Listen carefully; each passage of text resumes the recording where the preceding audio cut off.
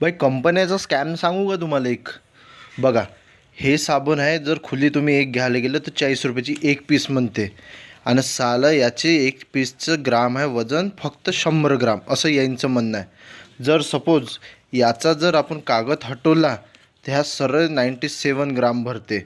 आणि 97, आणि तेच जर सपोज आपण 10वाली एक साबण घेतली तर हे 43 ग्रामची बनते. 43 ग्राम म्हणजे जर तुम्ही 43 गुणिले 3 केली तर हे 126 ग्राम, 126 ग्रामचे साबण फक्त तुमचे 30 रुपयाचे येते.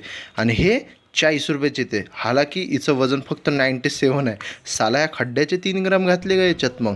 आणि मी हे तुमच्यासोबत मजाक नाही करत आहे, बाकायदा प्रूफसोबत सांगते मी तुम्हाला.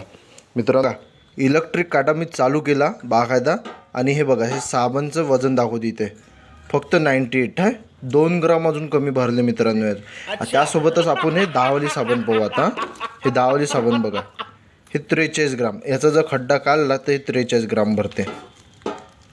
हे बघा, हां, 43-44 ग्रामची. म्हणजे कधी पण तुम्ही मोठी साबण आपण घेतो पैसे वाचवण्याकरिता, पण ते उलटं लॉसमध्ये जाते आपल्याला. तर छोट्या साबणीमध्ये पण काम होऊन राहिलं, मोठ्या साबणीमध्ये महत्त्वाचे ग्रिपिंग. मोठी साबण हातात येते. साला कंपनीत एवढा पैसा वेस्ट करून जर साबण कमी घ्यायचीच आहे तर कायले आम्ही मग मोठी घेईन. भाई, आपल्या हिसाबानं पहा तुम्हाला काय बरं वाटते तर.